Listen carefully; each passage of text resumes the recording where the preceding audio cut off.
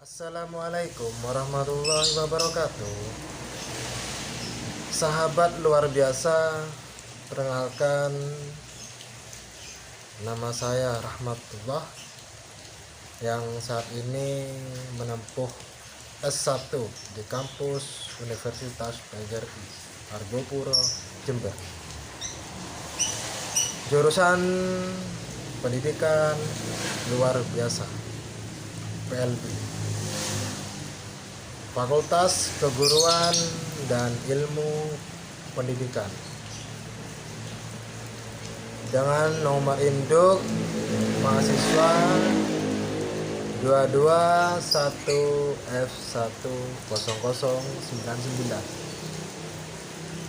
Sahabat luar biasa, berkenankan saya akan menempuh materi salah satu kuliah yang sedang kami jalani, yaitu pendidikan anak tunanetra. Mata kuliah ini diampuh oleh Ibunda Sugihartati SPD MPD. Pemaparan ini juga sebagai salah satu tugas yang diberikan oleh ibu dosen dalam rangka ujian tengah semester. Materi yang saya sampaikan pada kesempatan ini merupakan materi dasar dari mata kuliah pendidikan anak tunanetra. Materi yang saya liputi ada dua macam. Yang pertama itu pengertian atau definisi dari tunanetra. Yang kedua, kriteria, karakteristik dan penyebab terjadinya tunanetra. Pengertian tunanetra secara etiologi, kata tunanetra berasal dari kata tuna yang berarti rusak. Netra berarti mata atau penglihatan. Di secara umum tunanetra berarti rusak. Netra berarti mata atau penglihatan. Jadi secara umum tunanetra berarti rusak penglihatan. Tunanetra berarti buta, tetapi buta belum tentu sama sekali gelap atau sama sekali tidak dapat melihat. Ada anak buta yang sama sekali tidak bisa melihat, dinamakan buta total, dan yang memiliki sifat penglihatan yang dinamakan low vision. Kalau menurut Slamet Riyadi adalah seseorang yang dikatakan buta jika ia tidak dapat melihat atau mempergunakan penglihatannya untuk pendidikan tunanetra, yaitu Bapak Slamet Riyadi. Kata Bapak Slamet Riyadi, tunanetra mereka yang tidak memiliki penglihatan sama sekali atau buta total. hingga mereka yang masih memiliki sisa penglihatan tetapi tidak mampu menggunakan penglihatannya untuk membaca ataupun menulis yang berukuran 12 poin dalam keadaan cahaya normal ataupun yang tidak normal, itu pun dibantu oleh kacamata.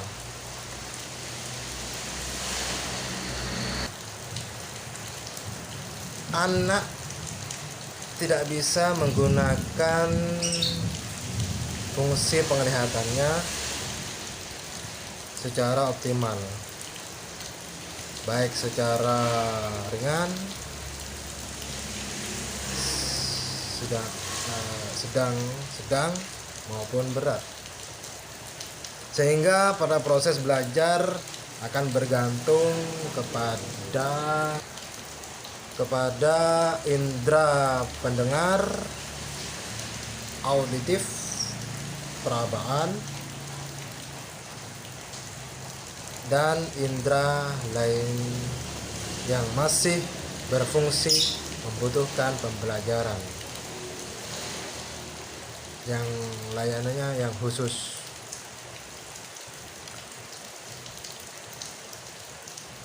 Tunanetra secara anatomis atau fisiologis itu menyangkut struktur anatomi dan fungsi organ mata, terutama tunanetra yang bisa merusak organ autonomi mata yang menyebabkan terganggunya fungsi penglihatan. Tunanetra secara medis, ketunanetraannya dikaitkan dengan penyakit dan kelainan anatomi atau kelainan fungsi penglihatan, sehingga tunanetra membutuhkan penglihatan pada mata yang diberikan koreksi pada fungsi penglihatan. Tunanetra secara estetis optometris, ketunanetraan yang diartikan sebagai keadaan di mana mata mengalami kerusakan. Anatomi fisiologi sehingga terlihat jelek atau buruk dan perlu dikoreksi dengan modifikasi alat bantu visual. Definisi disabilitas netra. Pengetahuan mengenai definisi tunanetra diperlihatkan oleh seorang pendidik untuk mengembang program pendidikan yang sesuai dengan kebutuhan anak. Definisi yang digunakan oleh kartu Snellen sebagai pemeriksa kartu klinis. Seseorang dikatakan buta secara legal apabila ketajaman penglihatannya 20 atau 200, ya kurang pada yang terteknik, setelah dikoreksi, atau tentang pandangnya tidak lebih besar dari 20 derajat, sedangkan 200 dalam definisi ini menunjukkan jarak di mana orang dengan mata normal dapat membaca huruf yang terbesar pada kartu Snellen. Definisi yang kedua berhubungan dengan adanya lantang pandang yang merupakan kemampuan. Dengan adanya lantang pandang yang merupakan kemampuan seseorang untuk melihat objek ke arah samping. Batasan legal yang dipergunakan pengukuran, yang mana pengukuran tersebut digunakan sebagai bahan perencanaan dalam proses pendidikan bagi anak-anak disabilitas netra. Kesimpulannya, intinya seseorang dikatakan buta total apabila mempergunakan kemampuan perabaan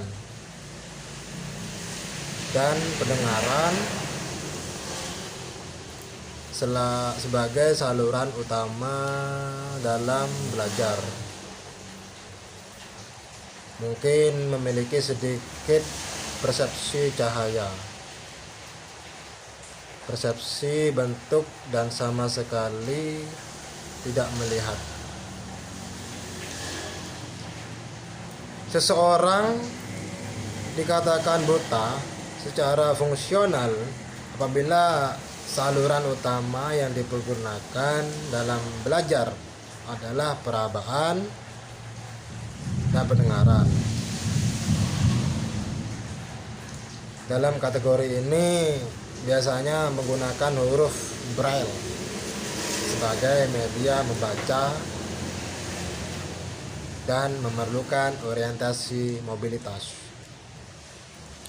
Seseorang dikatakan menyandang low vision atau kurang lihat apabila kota netraannya masih memungkinkan untuk difungsikan sebagai indera penglihatannya dalam melakukan sehari-hari.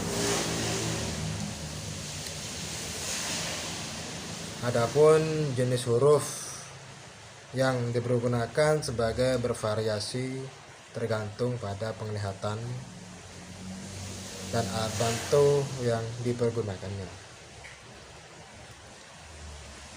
Klasifikasi tunanetra. Klasifikasi tunanetra ini garis besarnya itu dibagi 3 macam, yaitu berdasarkan yakni terjadinya ketunanetraan, kemampuan daya penglihatan, dan pemeriksaan klinis. Tunanetra sebelum dan sejak lahir, yakni mereka yang sama sekali tidak memiliki penglihatan yang pernah pengalaman. Yang kedua itu tunanetra setelah lahir atau pada usia lahir. Di waktu usia kecil mereka telah memiliki kesan-kesan serta pengalaman visual, tetapi belum kuat dan mudah terlupakan. Tunanetra pada usia sekolah atau pada masa remaja, mereka telah memiliki satu kesan visual dan meninggalkan pengaruh yang mendalam terhadap proses berkembang pribadi.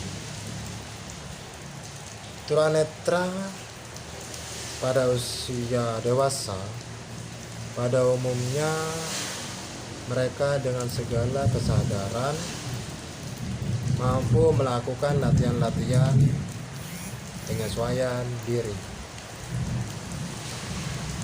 Tunanetra dalam usia lanjut sebagai besar sudah sulit mengikuti latihan-latihan penyesuaian diri. Berdasarkan kemampuan daya penglihatan, tunanetra ringan atau defective vision, low vision, yakni mereka yang memiliki hambatan dalam penglihatan tetapi mereka masih dapat mengikuti program-program pendidikan dan mampu melakukan pekerjaan kegiatan yang menggunakan fungsi penglihatan. Tunanetra setengah berat atau kurung buka partially sighted kurung tutup, yaitu mereka yang kehilangan sebagian daya penglihatan hanya dengan menggunakan kaca pembesar, mampu mengikuti pendidikan biasa dan mampu membaca tulisan yang bercetak tebal. Berdasarkan pemeriksa klinis, tunanetra yang memiliki ketajaman penglihatan kurang dari 20 atau 200 dan memiliki bidang penglihatan kurang dari 20 derajat. Tunanetra yang masih memiliki ketajaman penglihatan antara 20 sampai 70 sampai dengan 20 sampai 200 yang dapat lebih baik melalui perbaikan. Karakteristik disabilitas netra. Ketunanetraan yang dialami oleh seseorang menyebabkan terjadinya keterbatasan dalam bersikap dan berperilaku terhadap lingkungannya. Keterbatasan merupakan hambatan disabilitas netra untuk dapat beraktivitas sesuai dengan disabilitas netra sendiri, dan juga harapan masyarakat sekitar. Anak dengan penglihatan normal dapat dengan mudah bergerak di lingkungannya untuk menemukan mainan dan teman-teman yang sedang bermainnya, serta melihat dan meniru aktivitas seseorang setiap hari. Sebaiknya anak-anak yang mengalami kebutaan akan kehilangan momen dan kesempatan kritis seperti hal di atas, yang berdampak langsung pada berbagai perkembangan belajar, keterampilan sosial, dan perilakunya. Saya akan menjelaskan tentang karakteristik fisik. Seseorang yang mengalami hambatan dalam penglihatan, baik itu buta total, totally blind, maupun kurang penglihatan, low vision, akan berdampak pada terganggunya perkembangan motorik, terlambat dalam perkembangan motorik, terutama pada kontrol otak kepala, leher, dan otot-otot tubuh. Adapun keterlambatan perkembangan motorik tersebut di atas di ciri-ciri khas fisiknya. Buta total, bagi seseorang yang tergolong buta total, mereka tidak memiliki kemampuan normal seperti orang awas. Misalnya ditandai dengan bola mata, kurang tidak berkedip,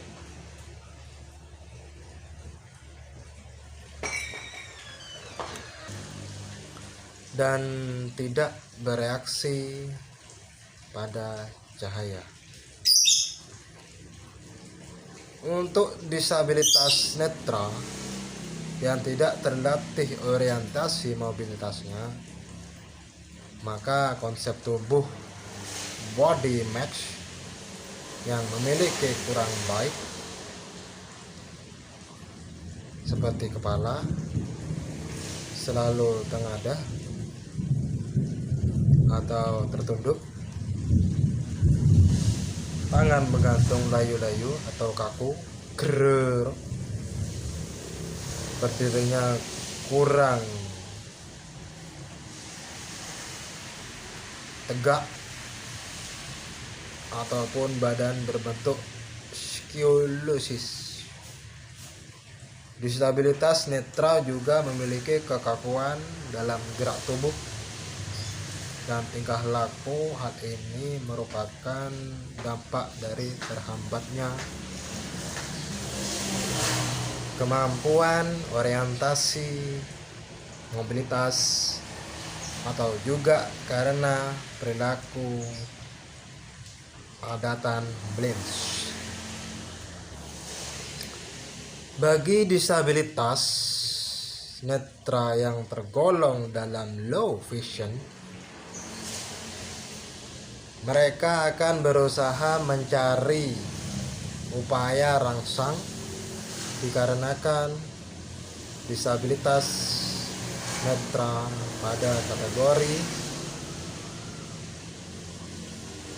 yang memiliki sisa penglihatan.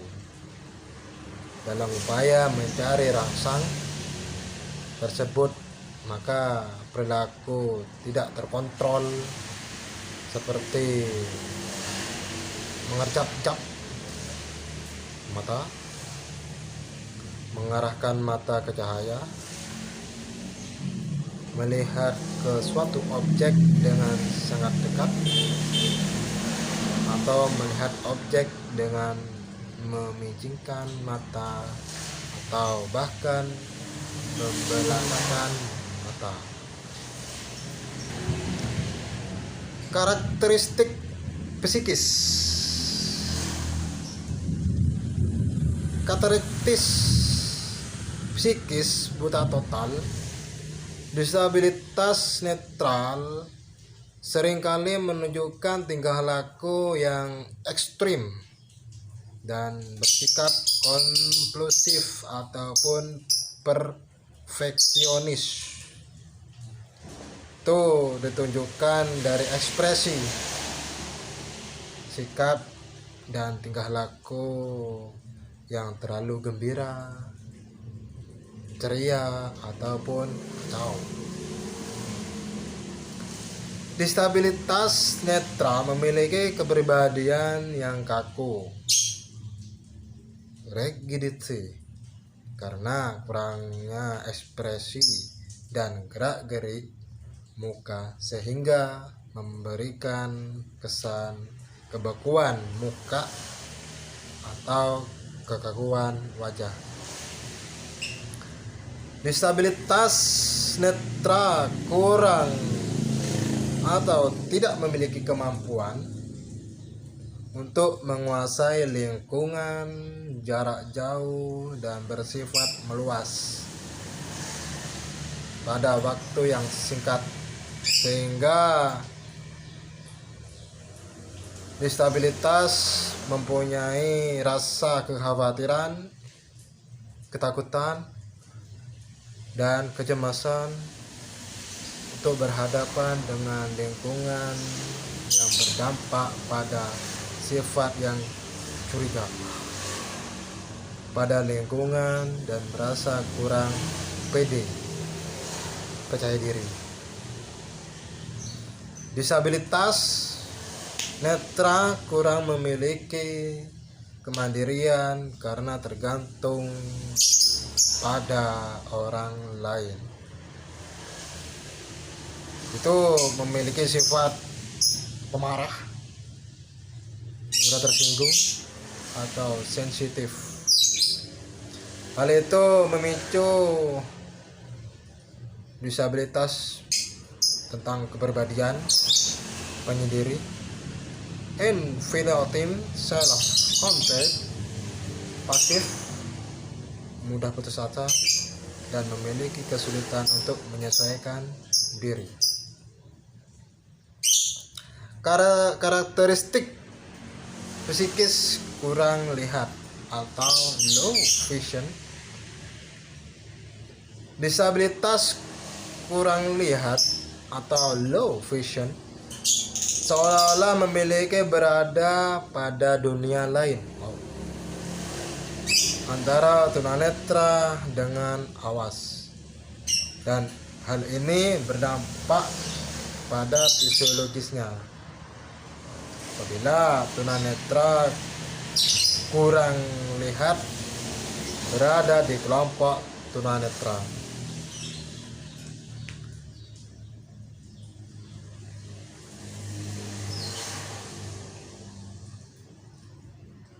dia akan mendominasi karena memiliki kemampuan lebih. Namun sebaliknya, apabila dia berada di antara orang, dia merasa kurang pede, kurang percaya diri karena tidak memiliki kemampuan seperti orang awas. Karakteristik kognitif anak disabilitas netra. Karakteristik kognitif mencakup beberapa hal, yaitu tingkat keanekaragaman pengalaman. Kedua, kemampuan untuk berpindah tempat. Ketiga, interaksi dengan lingkungan. Karakteristik akademik anak disabilitas netra. Karakteristik sosial dan emosional anak disabilitas netra. Dan yang terakhir, karakteristik perilaku anak disabilitas netra. Karakteristik akademik anak disabilitas netra mengalami banyak kendala dalam akademiknya, terutama dalam hal menulis dan membaca akibat dari hambatan penglihatannya. Dari itu, anak disabilitas netra memerlukan alat atau media alternatif untuk menulis atau membaca sesuai dengan kebutuhan masing-masing. Perilaku sosial dikembangkan melalui observasi terhadap kebiasaan dan kejadian sosial serta imitasinya. Kurung buka meniru, kurung tutup. Perbaikan sosial dan emosi ini dilakukan melalui penggunaan secara berulang-ulang dan masukan dari orang lain yang berkompeten. Ketunanetraan pada dasarnya tidak mempengaruhi perilaku anak disabilitas. Contoh, perilaku yang tidak sesuai antara lain sering menekan matanya, membuat suara dan jari-jarinya menggoyang-goyangkannya, kepala dan badan atau berputar-putar. Hal ini dikarenakan kurang rangsang sensor, terbatas aktivitas gerak dalam lingkungan, serta keterbatasan sosial.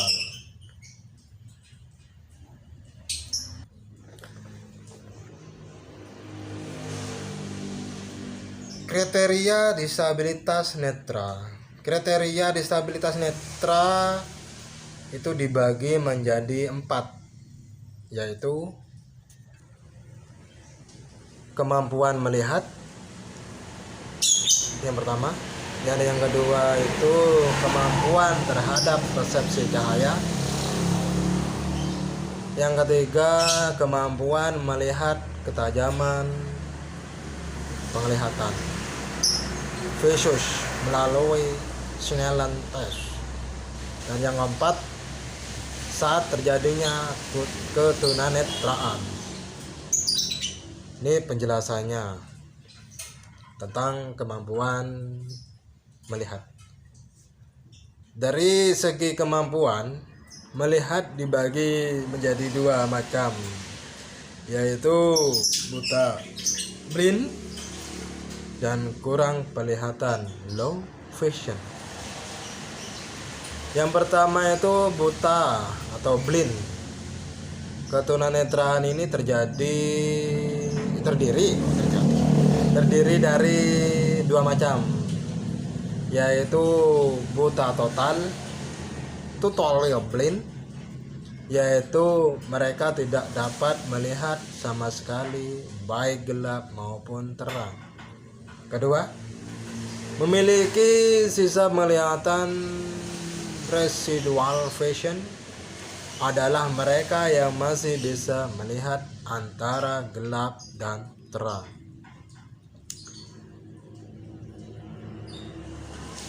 Kemampuan penglihat atau low vision itu, ketunanetraan itu jenis-jenisnya ada 5 macam, yaitu light perception dan light projection dan tunnel vision dan peripheral vision, dan yang terakhir penglihatan bercak pengamatan pada objek, ada bagian-bagian tertentu yang tidak terlihat. Yang kedua, kemampuan terhadap persepsi cahaya itu dibagi 3. Tidak ada persepsi cahaya, knowledge perception itu buta total. Memiliki persepsi cahaya, light perception, biasanya mereka masih bisa melihat bentuk tetapi tidak dapat membedakannya. Yang ketiga, mampu memproyeksi cahaya, light projection, yang dapat mengetahui dan bisa menunjuk asal cahaya dan bisa melihat jari tangan yang digerakkan. Yang ketiga, kemampuan melihat ketajaman penglihatan visus melalui Snellen test. Itu ada 4 macam. Yang pertama itu tingkat ketajaman 20/20 feet sampai 20/50 feet, atau 6/6 meter sampai 6/16 meter. Pada tingkat ketajaman penglihatan ini masih digolongkan tunanetra taraf ringan.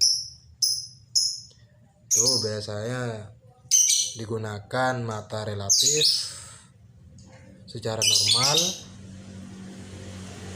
atau visual cukup baik dan dapat digunakan alat bantu pendidikan secara normal.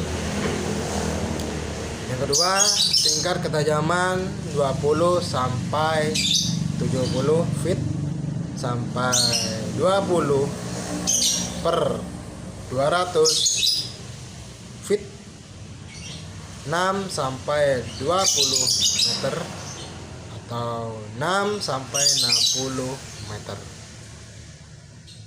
Pada tingkatan ketajaman ini disebut low vision dan partly sight. dengan memodifikasi objek atau benda yang dilihat atau menggunakan alat bantu, tunanetra masih terkoreksi dengan baik. Tingkat ketajaman itu 20 sampai 200 feet atau lebih 6,60 meter atau lebih, termasuk berat, tapi masih bisa menghitung jumlah jari tangan pada jarak 6 meter. Mampu melihat gerakan tangan dari instruktur, hanya bisa membedakan antara gelap dan terang. Yang 4, tingkat ketajaman penglihatan 0 visus. Total sama sekali tidak memiliki rangsangan cahaya, bahkan tidak memperbedakan gelap ataupun terang. Dan yang terakhir, pergolongan ketunanetraan saat terjadinya ketunanetraan. Tunanetra sejak dalam kandungan itu namanya prenatal. Hal ini terjadi pada ibu hamil yang menderita penyakit menular ke janin. Saat hamil jatuh, terjadi keracunan makanan atau obat-obatan sedang mengandung karena serangan virus, misalnya toksoplasma atau orang tua. Yang kedua itu tunanetra saat proses kelahiran natal. Tunanetra karena kesalahan saat kelahiran, misalnya anak sungsang proses kelahiran sehingga bayi terjepit atau kurang oksigen, atau karena bantuan alat kelahiran berupa penyedotan dan penyempitan. Yang terakhir, tunanetra setelah kelahiran. Dari bayi hingga dewasa, hal ini misalnya kecelakaan, benturan benda-benda tumpul, atau trauma, listrik, kimia, ataupun kena benda-benda tajam, suhu, itu yang harus kita cegah. Itu sangat-sangat berbahaya, keracunan dan kita yang lain-lainnya. Baik, luar biasa, sudah bermenit-menit paparan yang saya sampaikan. Mudah-mudahan bermanfaat bagi diri saya dan dari saya sendiri yang telah menonton video saya ini. Semoga sahabat luar biasa sehat selalu. Saya doakan semoga sahabat luar biasa sehat sentosa. Mungkin ini yang saya sampaikan. Mohon maaf jika ada kata yang kurang berkenan. Saya mohon maaf. Bila taufik wal hidayah wal inayah. Wassalamualaikum warahmatullahi wabarakatuh.